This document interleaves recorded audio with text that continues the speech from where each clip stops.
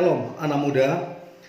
Di waktu yang baik ini saya coba sharing sesuatu yang penting dan saya percaya ini akan memberkati kita yang single, yang jomblo, yang punya pasangan, pacar ataupun yang berkeluarga.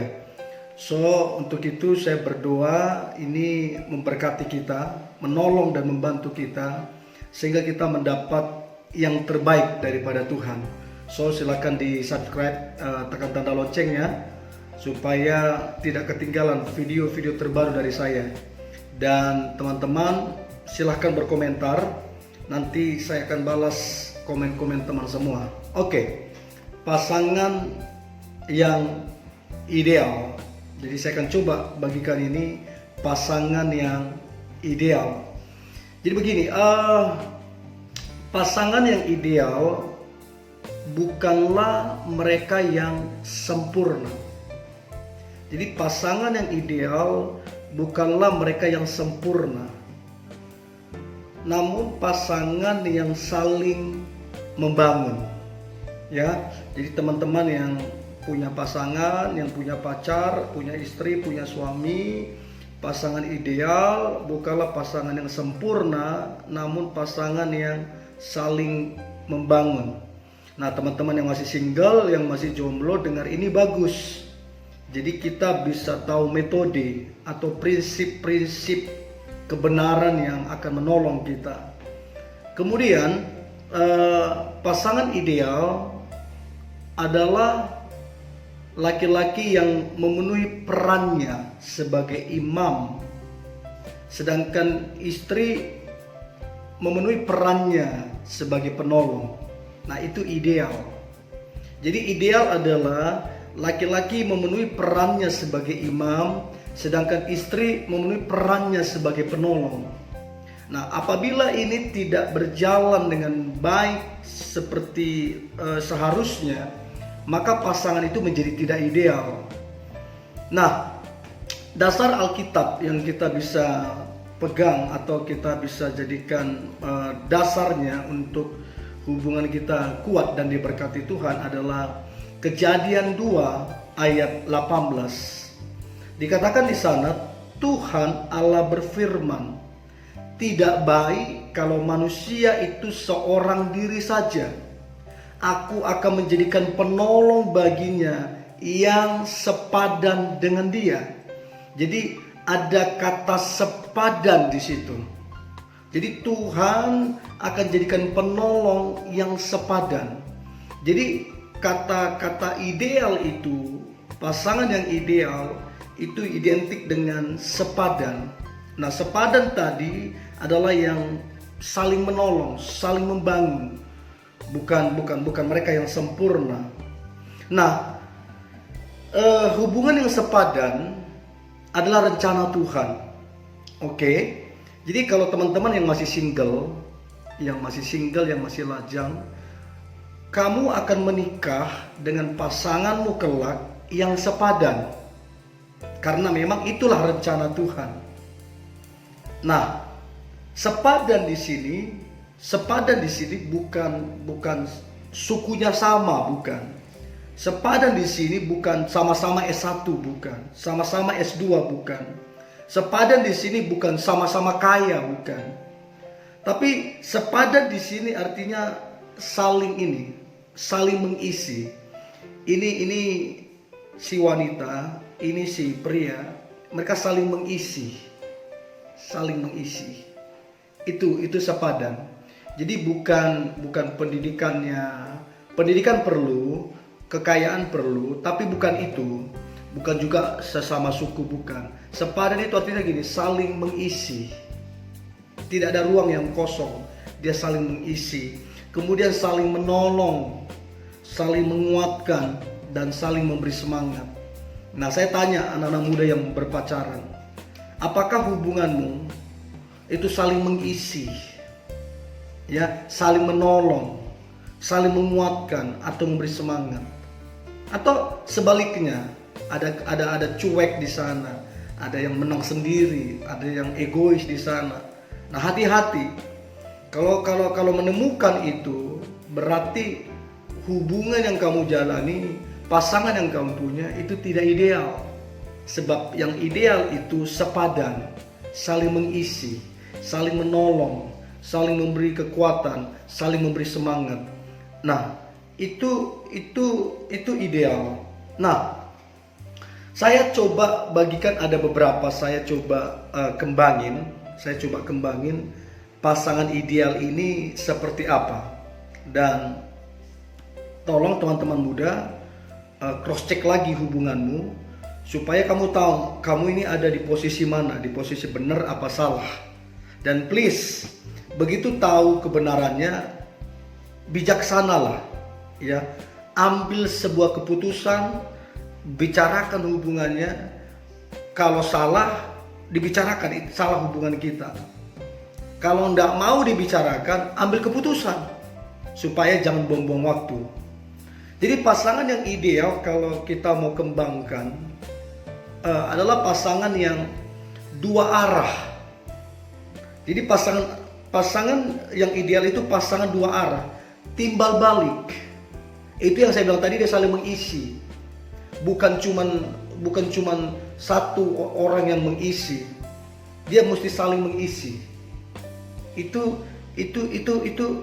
ideal.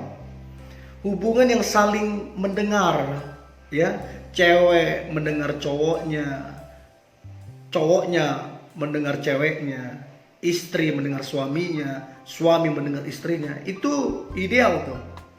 Terus saling mengingatkan, ya. Kalau salah ditegur, diingatkan.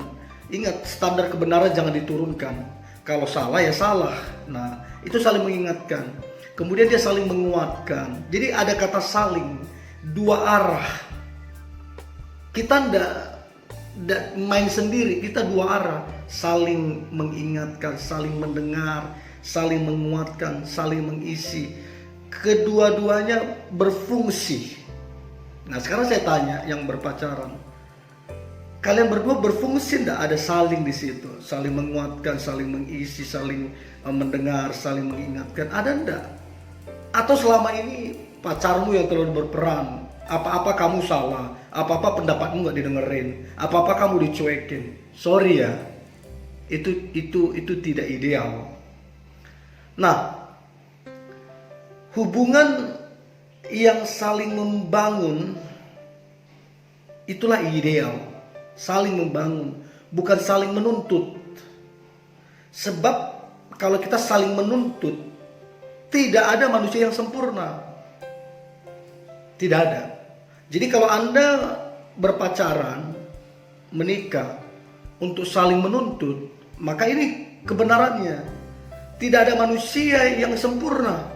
Akan ada selalu kekurangan. Nah, kesempurnaan kan cuma punyanya Tuhan.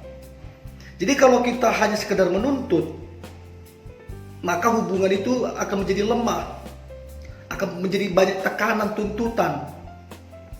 Dan bahayanya, tidak ada manusia yang bisa memenuhi semua keinginanmu. Sebab manusia terbatas, tidak sempurna. Jadi hubungan yang benar bukan saling menuntut-menuntut, tapi saling mengisi. Nah, itu hubungan yang ideal.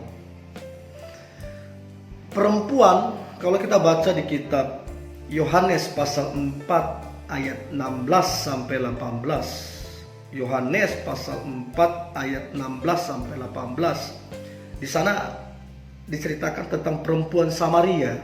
Itu bagus banget. Dan saya berdua ini mengubah cara pandang kita. Yohanes pasal 4 ayat 16 sampai ayat 18. Ayat 16 berkata begini, kata Yesus kepadanya, pergilah kepada perempuan ini, panggil suamimu dan datang ke sini. Lalu perempuan ini bilang, kata perempuan itu, aku gak punya suami. Kata Yesus kepadanya, tepat katamu bahwa engkau tidak mempunyai suami. Sebab engkau sudah mempunyai 5 suami, cerai. Dan yang ada sekarang padamu bukanlah suamimu. Dalam hal ini engkau berkata benar. Jadi perempuan ini, perempuan Samaria ini, dia 5 kali menikah dan kelima-limanya cerai, pisah. Dan dia sedang hidup dengan laki-laki yang bukan suaminya. kumpul kebo gitu loh. Nah, yang menjadi pertanyaan, mengapa perempuan Samaria ini berpisah atau cerai dengan kelima suaminya? Kenapa? Karena ada kekosongan di dalam hati dan dirinya. Dan dia coba berusaha orang lain itu mengisi dia. Dia berusaha, ada tuntutan dari laki-laki. Tuntut ini, tuntut ini, tuntut ini, tuntut ini. Dan tidak seorang pun yang sempurna untuk bisa memuaskan manusia. Ketemu laki yang satu tidak terpenuhi, ketemu laki yang kedua tidak terpenuhi, ketemu laki ketiga tidak terpenuhi. Mau sampai 100 laki-laki, tidak ada yang sempurna. Makanya bahaya kalau kita berpacaran hanya karena kita kesepian. Bahaya kalau kita menikah hanya karena kita kesepian, supaya jangan sepi. Bahaya. Kita mesti bahagia dulu baru berpacaran. Kita mesti bahagia dulu baru menikah. Sehingga waktu berpacaran kita tetap bahagia sekalipun mungkin situasinya nggak mendukung. Waktu menikah kita tetap bahagia sekalipun situasinya tidak mendukung. Karena kebahagiaan bukan dari luar, kebahagiaan itu dari dalam. Nah, yang saya mau beritahu teman-teman muda, yang bisa isi kekosongan kita hanyalah Tuhan Yesus. Sebab dia adalah Allah yang kasih. God is love. Allah adalah kasih. Waktu kita ketemu Tuhan, yang pertama kita alami bukan mujizatnya, bukan kuasanya. Yang pertama kita alami adalah kasihnya. Jadi maksudnya saya begini, dari perempuan Samaria ini kita belajar. Jangan menjalin hubungan karena kamu kosong. Karena kamu kesepian, karena kamu butuh disayang, butuh diperhatikan. Masalahnya tidak ada manusia yang sempurna. Sekalipun dia rasul, sekalipun dia nabi, tidak ada yang sempurna. Sempurna itu cuma Tuhan. Ya, maksudnya saya begini, dari perempuan Samaria ini kita belajar, kalau modelmu seperti ini, kamu tidak akan menjadi pasangan yang ideal. Kamu jadi pasangan yang bawa beban, yang bawa tekanan. Oke, so saya berdoa Anda yang punya pacar, ya, yang sukanya menuntut, terus kamu juga yang suka menuntut, ya bertobatlah. Kita dipanggil Tuhan bukan untuk menuntut, tapi saling membangun, saling menerima, saling menguatkan. Itulah panggilan kita. Makanya kalau kita baca di Alkitab, membangun rumah tangga itu kan tujuan pacaran kan untuk menikah. Oke, tujuan pacaran itu untuk nikah. Jadi kalau kamu gak siap nikah, maka sebenarnya kamu belum siap pacaran. Oke, kita bahas rumah tangga.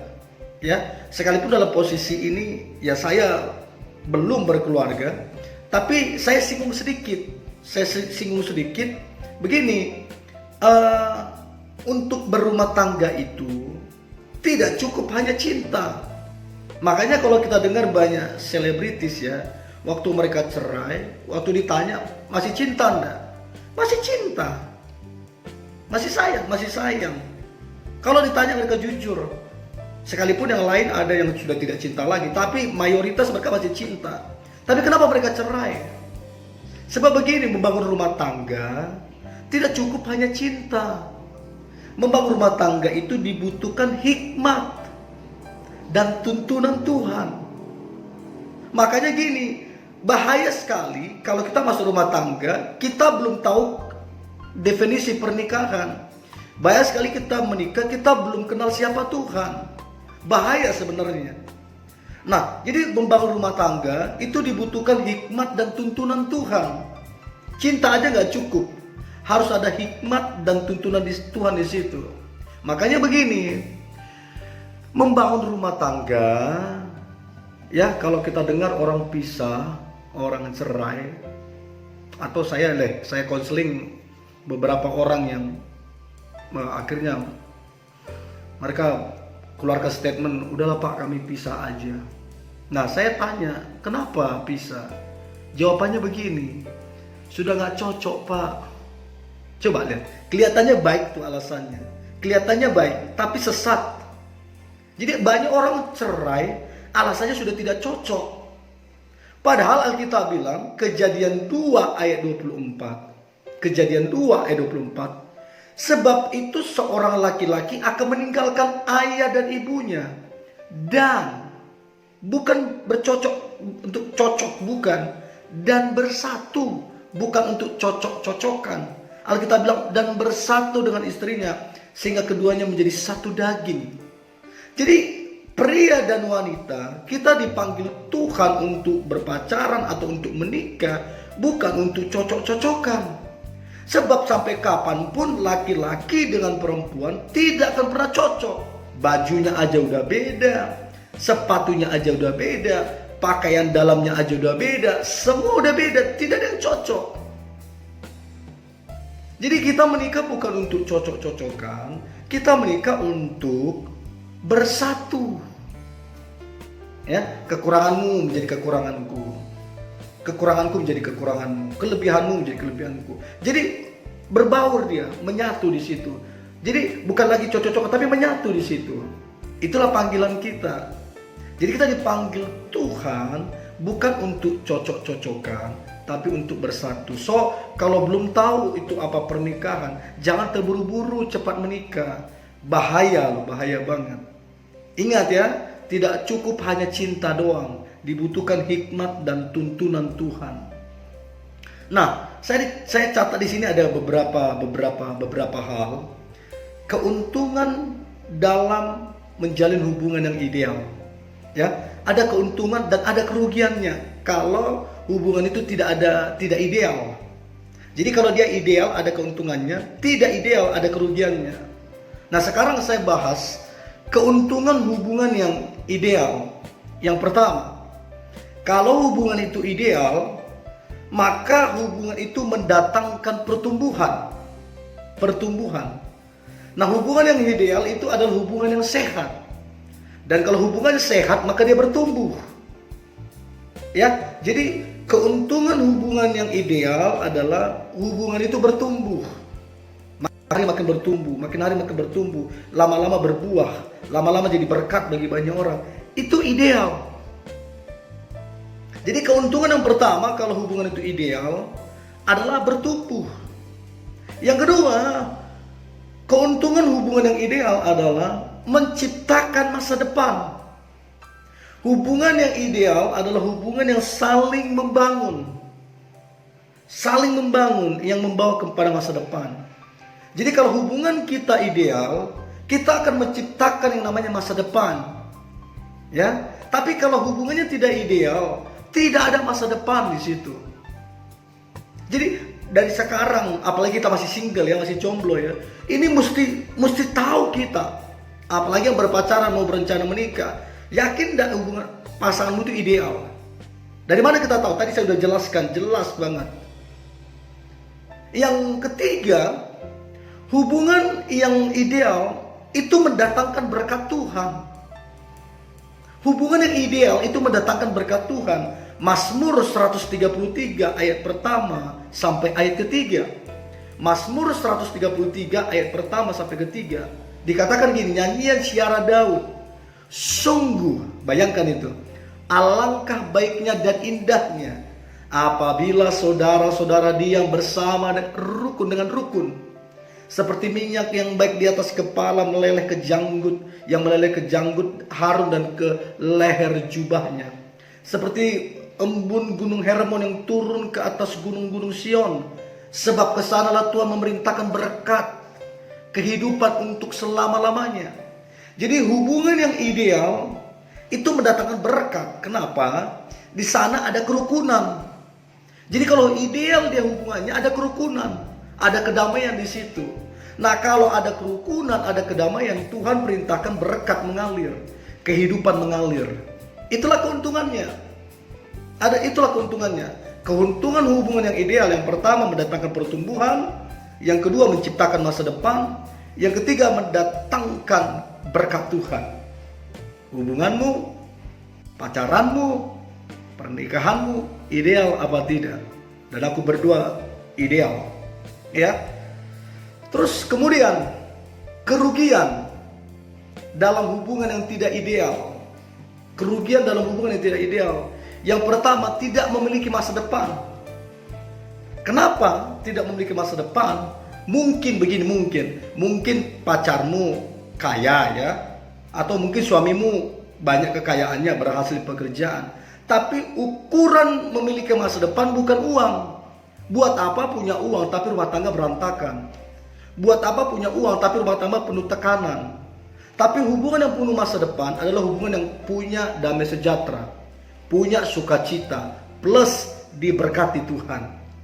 Ya, jadi hubungan yang tidak ideal adalah hubungan yang tidak memiliki masa depan. Oke?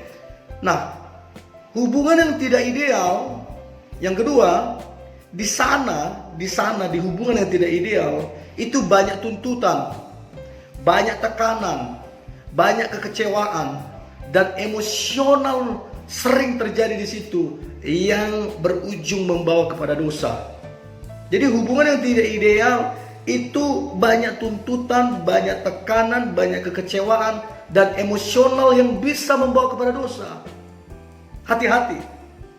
Nah, sekarang begini, tanda-tanda hubungan yang tidak ideal itu seperti apa? Tanda-tanda hubungan yang tidak ideal itu seperti apa? Yang pertama, ini tandanya. Kalau hubungan yang tidak ideal, tandanya begini. Yang pertama, fokusnya ke diri sendiri, self-center. Apa-apa dirinya. Dia cuma fokus ke diri sendiri. Itu hubungan yang tidak ideal. Bahaya itu. Jadi kalau pacarmu apa-apa dirinya, semua tentang dirinya, gak bicara kalian, itu tidak sehat. Apalagi mungkin kamu yang dengar ini, apa-apa kamu cuek sama pasanganmu, maka kamu bukan pasangan yang ideal. Jadi tanda-tanda hubungan yang tidak ideal, yang pertama fokusnya kepada diri sendiri. Yang kedua cuek. Ya hati-hati kalau ada pasangan yang punya mental cuek dengan pasangannya, cuek kasih kabar, cuek tanya kabar, hati-hati. Ini tanda-tanda hubungan yang tidak ideal. Ya. Jadi tanda-tanda hubungan yang tidak ideal, yang pertama fokus kepada diri sendiri, cuek. Yang ketiga ini egois. Jadi kalau kamu cuma mikirin dirimu sendiri, gak mau tahu pasanganmu, kamu egois. Nah ini yang tidak ideal ini. Oke, ini tidak ideal. Yang keempat, yang kekanak-kanakan, ya, ngambekan, ya, gampang ngambek, ya, yang gampang cengeng, apa-apa mami, apa-apa papi, apa-apa nangis. Ya ini yang gak ideal ini, ngambekan, mengeluh, protes. Ini. Jadi ada 4 tanda-tanda hubungan yang tidak ideal. Yang pertama fokus kepada diri sendiri, yang kedua cuek, yang ketiga egois, yang keempat kanak-kanak, dan sebelum saya tutup ini, inilah bahayanya hubungan yang cuman searah, tidak dua arah. Saya beritahu, hubungan yang cuman searah, tidak dua arah, bahayanya apa? Bahayanya gini, mengorbankan pasangannya. Jadi kalau dia cuma searah, tidak timbal balik, tidak sepadan, tidak saling mengisi, maka begini, pasanganmu dikorbankan. Dan yang paling parah, kedua-duanya, baik cewek atau cowok, sama-sama jadi korban. Berhenti lakukan itu. Tanya Tuhan, berdoa ke Tuhan, minta tanda sama Tuhan. Pasangan yang sepadan, pasangan yang ideal. Tadi saya sudah beritahu ciri-ciri pasangan ideal, keuntungannya apa, dan ciri-ciri pasangan yang tidak ideal dan kerugiannya apa. Dan saya berdoa, kamu yang menonton ini, aku berdoa, kamu yang lajang, yang single, yang jomblo, aku berdoa Tuhan mempertemukanmu dengan pasangan yang ideal, pasangan yang sepadan. Dan kamu yang sudah punya pacar, aku berdoa hubunganmu itu sepadan, hubunganmu itu ideal. Dan kamu yang menikah, aku berdoa pasanganmu, suamimu adalah suami yang ideal, istrimu adalah istri yang ideal, sehingga hubungan teman-teman yang menonton ini semuanya diberkati Tuhan. So, kalau sudah dikasih yang begini, kebenarannya silahkan ambil keputusan dengan bijaksana. Kalau melenceng, dibicarakan, diperbaikin. Kalau nggak mau berubah, ambil keputusan. Hidup mesti tegas, ya, supaya hidup jangan mutar-mutar. Dan aku berdoa lewat hubunganmu, nama Tuhan dipermuliakan.